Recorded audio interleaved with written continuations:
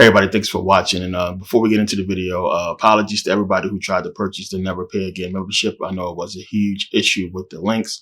Whoever got through, thanks for your patience. But yeah, we had problems with them. It was multiple links, but the sale will continue until Monday, 5 o'clock. It will automatically delete. Then the links will be deleted. So you have until then now to purchase, because we did have an issue with the links. But when you purchase, make sure you go on merkabacademy.com first and register. There's no way we can know who you are if your email on your PayPal or your card is different from the email you register with. So make sure you go and register first and make sure that, you know, what you register with, that email, is the same as your PayPal email or your card email. And if it's not, make sure you guys send us an email, but you will be redirected to therealmerkable.com, you know, after PayPal, and it will give you instructions. Now, this is the fastest way to do it, and it's the best way. So, you know, make sure you guys are registered on merkableacademy.com first, not Podia. Podia is for people who are not Never Pay Again memberships. If you didn't register on merkableacademy.com, the account cannot be updated. If you have a different email from your PayPal email, there's no way we can know who you are. So you need to make sure the email is the same, or let us know what email you registered with. Again, Podia is for people who are not Never Pay Again memberships. If you have Never Pay Again membership, you don't need to be on Podia. But Podia will be where we'll direct you to if need be. I recommend purchase on Podia, not Payloads, just because you have access constantly to those downloads. So make sure you guys are on there. And again, make sure you register on merkableacademy.com. And as I said, the Android app is out. Merkable Academy Pro, it is out. The link is in the description. It's ready to go. And the iOS app is coming. I've been saying that, but everything looks good. It's going to drop. And I'm going to do a video on that, and we're going to have to link in the description when it does drop. So everybody who's a Never Pay Again member will have an email sent to them with that link. So thanks for your patience, and let's get into the video. This is definitely what a lot of people have been asking for, and it's something I've been wanting to get into for a while. I have studied the zodiac for a long time, you know, most of my life. I was always into it, and people are shocked that I don't talk about it as much, you know, as I talk about everything else. But if you pay attention to how I've been doing the videos, the DVDs over the years, it's always a pattern to the way I do it. So if you was, you know, around in the beginning, then stuff is making sense. You can go back to the first couple of DVDs and connect dots now. So I do things in steps, and then you'll see when we get into this video, into this series, you'll see how everything adds up and why we had to wait to this point to get to this, because it's a lot of prerequisite information you must know for this to make sense. Now, a lot of you are already into astrology, you're into the zodiac, and that's one of the reasons why we are here, because a lot of your understanding on it is wrong. And I know, you know, it's going to make more sense now, you know, in this video, the way I put it out, because you have to look at a lot of things. And one of the things you got to look at, the biggest connection, is the fact that the zodiac, astrology as we see it today, in some ways is not like how it used to be. And I mean that as far as, you know, tarot card readings and people looking at the horoscope every day. That wasn't what it was for in ancient times. So, you know, we're going to start out by getting into that and understanding the ancient way, which is the real way. So go back during ancient times, you know, many civilizations we can see talked about the stars, talked about the zodiac, talked about beings coming down, and everything had to do with the universe and do with the constellations or what have you. And it's something that we can't ignore, you know, when we go and look. So we see the Indians, the Native Americans, was really obsessed with constellations, namely the Pleiades, and the ancient Egyptians as well. And a lot of things was done based upon, these star signs and the zodiac all over the world. We find it, different cultures, different countries, different animals. So we know when we see something like that, it has to be something to it. So just like we find pyramids all around the world, we find the zodiac all around the world. So it's something that we can't ignore. And we have to look at, what that's about. So we know today, everybody gets into horoscopes. Everybody wants to know how to feel today, what to do today, what their future is going to be, so on and so forth. And you got to be thinking to yourself, how is it that these people can know, certain things? And a lot of times you read your horoscope and it's bang on. And sometimes you read it and it's like, that's not me. And we have to understand, how does that work? Like, really think about it. How would that be possible for somebody to look at a chart or look at the constellations and determine your mood or what you should do with your life? Like, how does that connect? How does that equate? So this is what we're going to get into in this video, to understand like how you make that connection between what they call the heavenly bodies and our earthly bodies, our actual bodies. Like, how does that equate? How does that connection work? And it's one of those things to where, you're going to have a lot of people who don't believe in it. These same people don't believe in the Bible, and it's vice versa. You have people who are Christians who religiously, go to their horoscope and want to know their horoscope, and they play the lottery and so on and so forth. But, most conscious people who are not at that level stay away from it, because there's a bit of spookism to it, to astrology and whatever. How does this correspond? But when you go and look, it was an essential part, huge part throughout history that just stopped really recently when things started to become more technological. And as we started to grow out of the religious age into this new, political, technological age. And as I said, as I talked about before, stuff when the church was coming up was done away with. The old ways was done away with. So anybody that was an alchemist, anybody that was a real philosopher, they was considered, witches or warlocks. And there was people being burnt for being smart or just making a point about the stars or planets. So we had this going on. But when you go back to medieval times, they had this practice to where there was a law that you could not operate or perform certain procedures on a person if you didn't first check with the moon. You had to check for the position of the moon before they would let you operate on the patient, because it was really important back then. And as you'll see in this video, there was a big connection between, religion and astrology back then that a lot of people don't understand. So you couldn't even, give medicine at certain times without checking on the moon. This was a law. It's one of these things they swept under the rug. So this whole thing has to do with medical astrology, and the ancient Egyptians is where you'll find this talked about the most. And we know the Greeks and the Romans would piggyback on it. You can find it in Persia, and the Arabs actually use it as well. So medical astrology. And medical astrology is really based on the four humors. And you'll understand what I call the humors in a second. So you have the four humors, right? So the four humors would be blood. It would be phlegm, like, mucus, phlegm. You have yellow bile and black bile. These are the four humors. So with the four humors, it's basically dealing with, liquids in the body. And how they understood it back then was these liquids, if they were unbalanced or too much of one or too little of the other, it will cause, mood swings. It will cause you to feel ill. This is how they was able to really look at, and diagnose a person by, these things. Back then they had bloodletting, and they would check your blood, and, yellow bile has to do with urine, and this is what they would check. We still do the same thing to this day. You have a urinalysis, you have a blood test for them to determine what's wrong with you.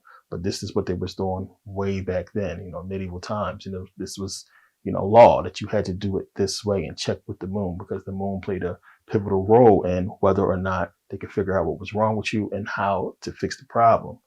So it says here, although the theory of the four humors does appear in some Hippocratic texts, The Hippocratic writers accepted the existence of only two humors, while some refrained from discussing the humoral theory at all. Humoralism, or the doctrine of the four temperaments, which we're going to get into that in a second, as a medical theory, retained its popularity for centuries, largely through the influence of the writings of Galen. Hippocrates' theory of four humors was linked with the popular theory of the four elements, which we're going to get into this: earth, fire, water, and air, which basically is a big deal when it comes to these, proposed by Empedocles. But this link was not proposed by Hippocrates or Galen, who referred primarily to bodily fluids. While Galen thought that the humors were formed in the body rather than ingested, he believed the different foods had varying potential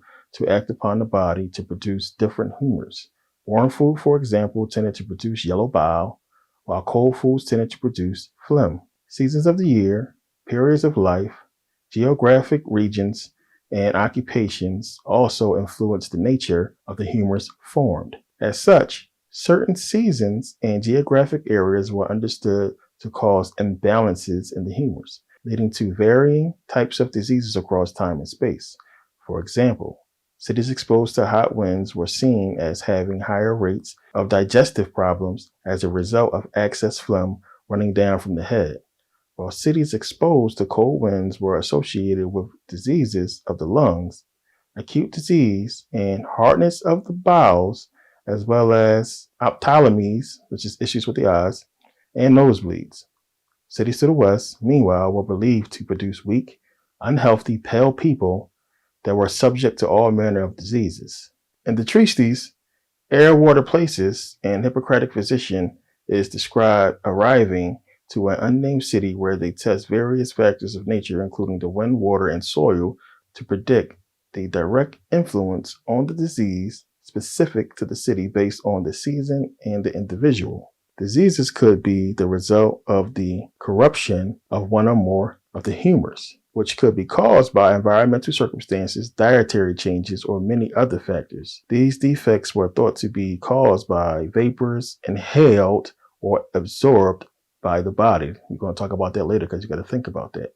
Vapors inhaled or absorbed by the body.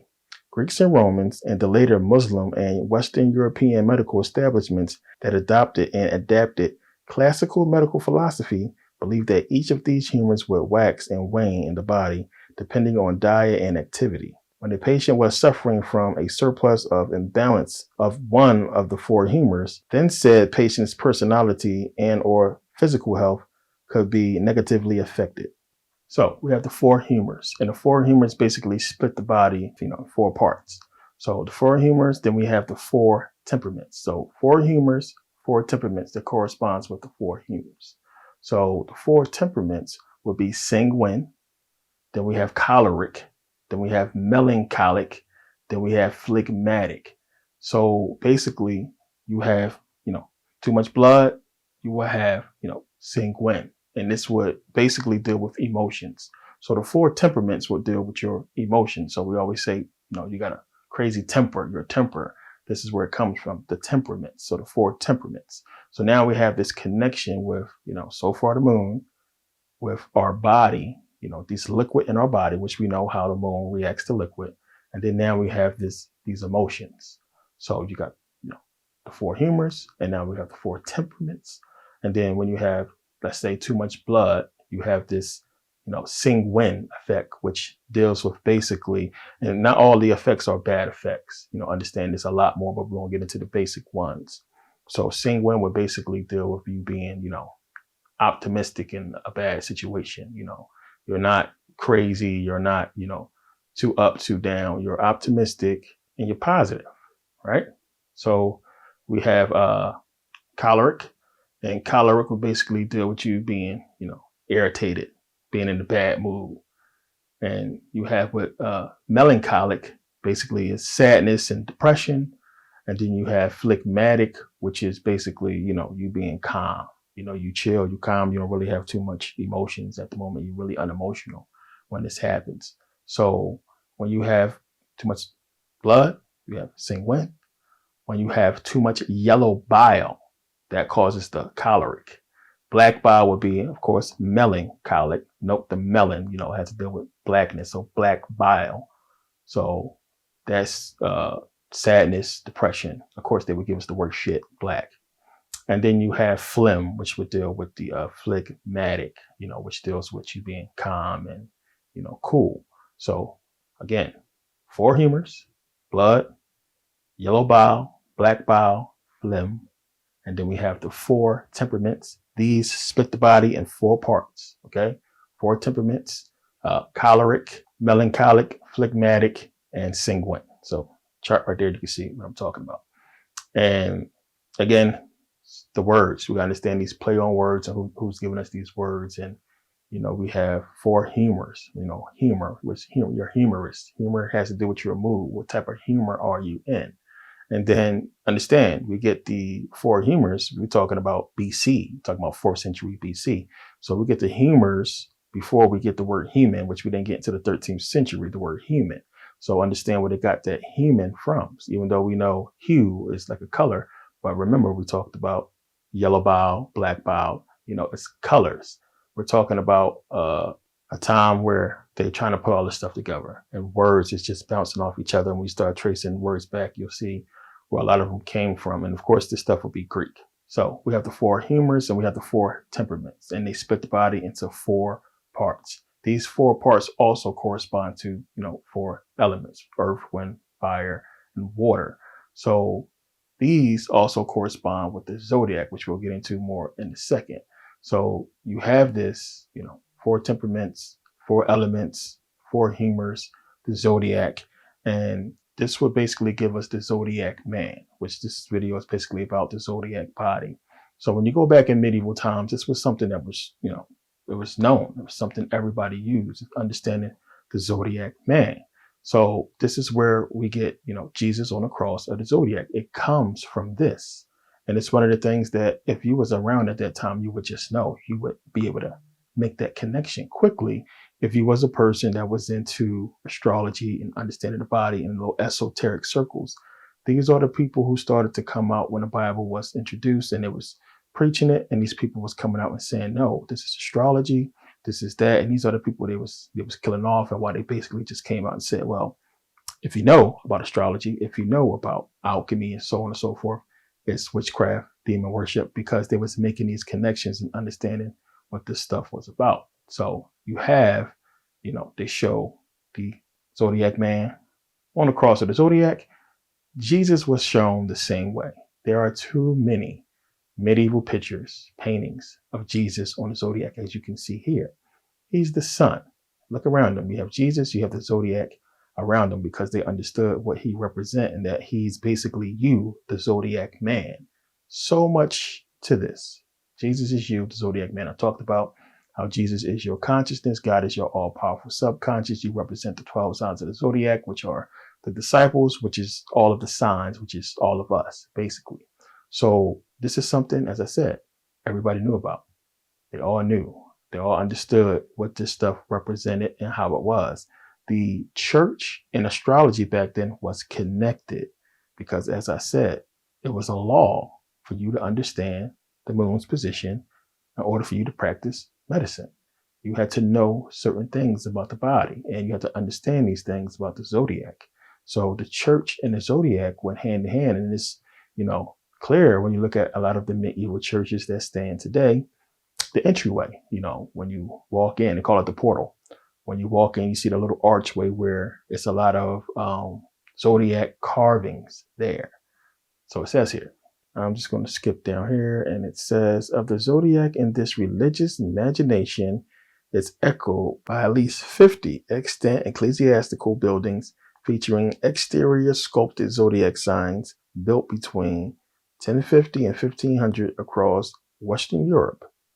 39 cathedrals, basilicas, abbeys, and churches feature zodiacal sculptures on one or more portals, the majority from 12th century France. Despite the pervasive presence of this motif in medieval art, only about 10% of these zodiac portals have been studied extensively, particularly in relation to one another. This elite 10% of zodiac portals connected with wealthy urban or Monastic centers, overseen by a powerful group of clergy and aristocrats, represent only an oblique keyhole glimpse of this popular image cycle. It is only by taking a comprehensive stance, including relatively minor churches, that a new understanding emerges, specifically a deeper relationship between architecture, zodiac signs, and church portals.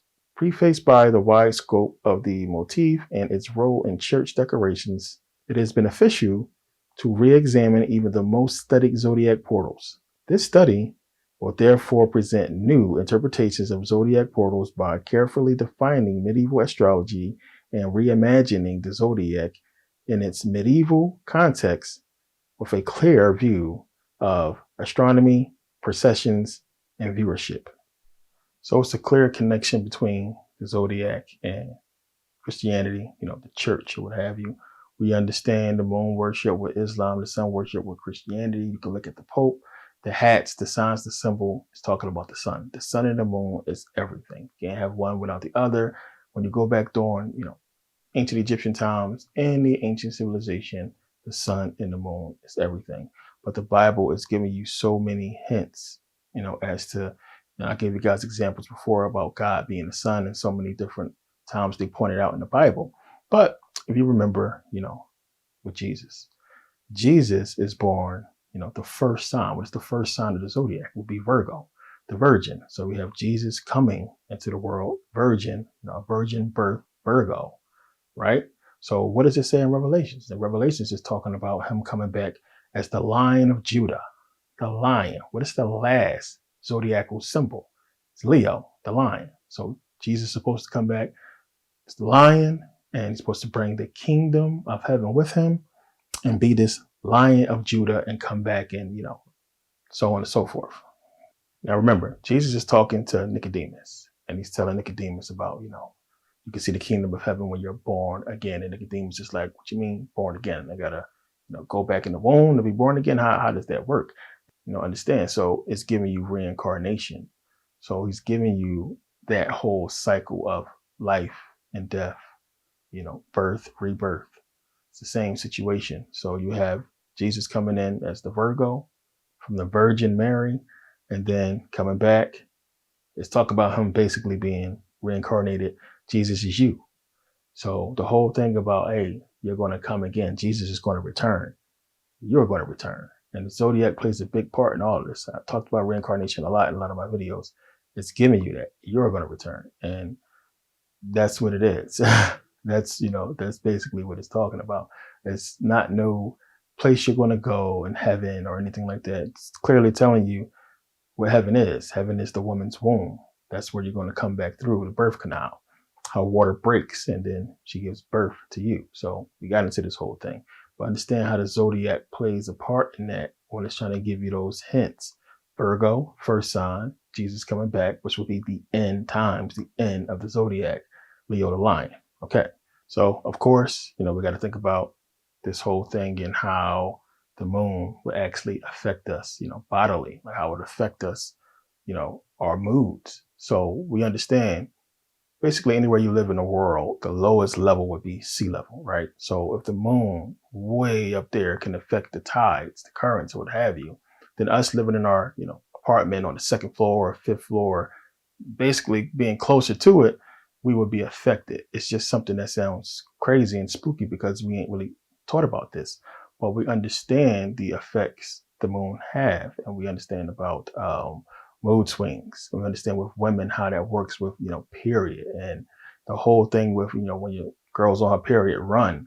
So this is one of the reasons why they give us, the werewolf, and it's a full moon. It's like a werewolf is going to come out and this dude's going to be crazy or what have you. This werewolf is going to chase you around and kill you. And this is where this stuff comes from. The tide of the moon basically turning the tides or what have you. So it will all depend on the phases of the moon. So how we are affected by the moon would depend on the moon phases. So we got a bunch of moon phases as you can see here. And this basically deals with how much light is going to be shining on the moon. And that will determine how much of the moon we'll see, whether it be, crescent moon or quarter moon or half moon or full moon and, so on and so forth. Really depends on how much sunlight reflects off of it.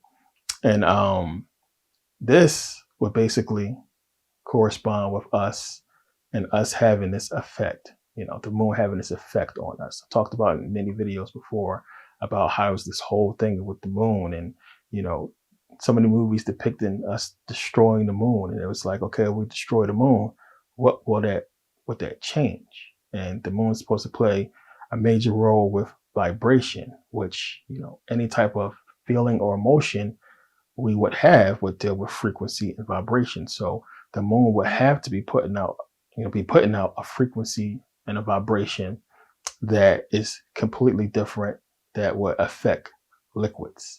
So, the airs carry this vibration, this frequency, or what have you.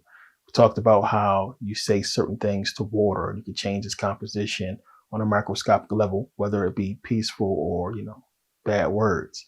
It's cymatics. We talked about how the sands could change with certain frequency.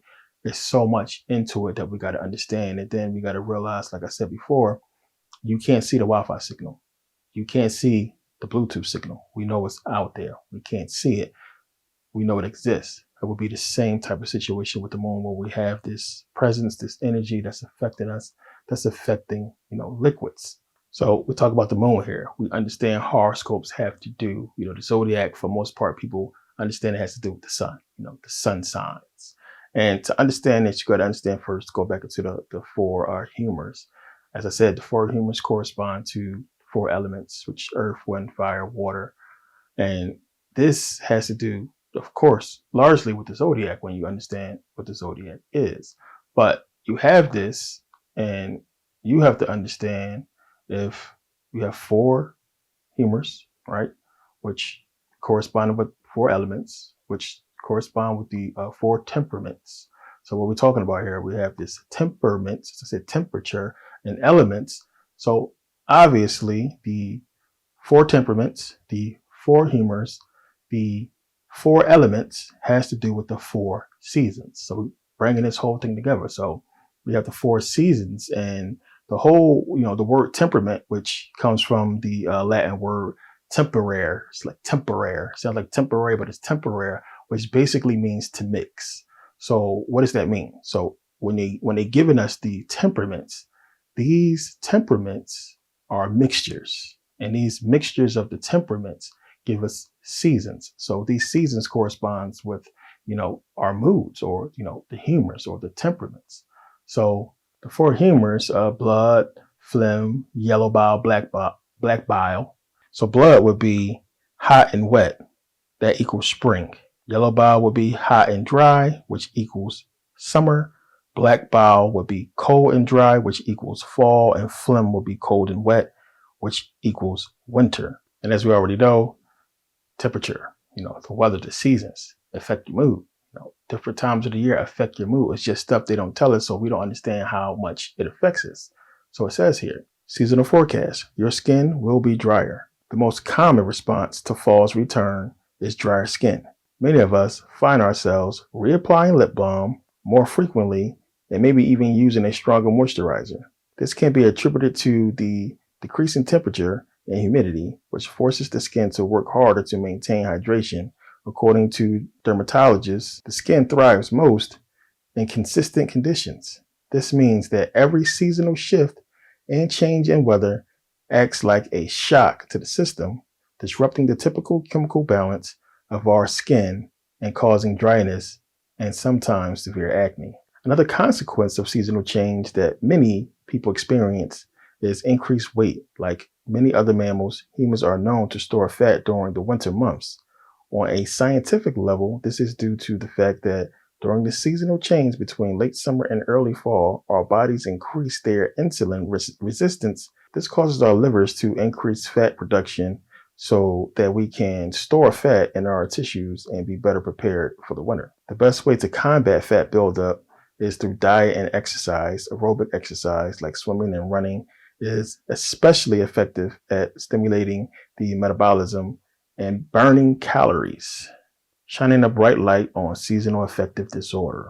Unfortunately, the changing of the seasons can have even more serious repercussions than dry skin and weight gain. For example, seasonal affective disorder, or SAD, can cause major depressive episodes, usually beginning in late fall or early winter. The Journal Archives for General Psychiatry found that SAD causes individuals to secrete the hormone melatonin for longer periods during winter nights than during summer nights. This implies that SAD drives people to sleep more during the winter, even when their bodies are fully rested. Similarly, the Journal of Psychosomatic Research published a study in which participants slept nearly 3 hours more each day in October than any other time of the year. They linked the result of this study to the fact that hypersomnia, the medical term for excessive daytime sleepiness, sometimes occurs when the air starts to crisp up as it does in fall. Depressive episodes and excessive amounts of sleep can severely impact one's daily function and inhibit our ability to accomplish essential tasks. For this reason, it is important to remain attentive to changes in your general well-being during winter months. If you feel you have SAD, speak to your doctor about using a light therapy box. It's important to be sure that the light therapy approach will help your condition and not negatively affect any other disorders. So we look at it. We got these four humors, and these four humors split our body into four parts. We have these four temperaments that basically deals with these four humors, that deals with our mood. This is all being basically triggered by the moon. And you can say the sun as well, because without the sun shining on the moon, we don't get what we get. But there's also the elemental part of it, where we have, the four elements, what corresponds with the four temperaments and the four humors. So the zodiac, finally, we get into the actual zodiac. And the zodiac, of course, 12 signs. And then the zodiac makes up these four elements. So the four elements basically get 3 star signs each, which will give us the 12 signs of the zodiac. And then when you look at where these signs correspond to, of course, you get it. We have earth signs, we have air signs, we have water signs, and, fire signs.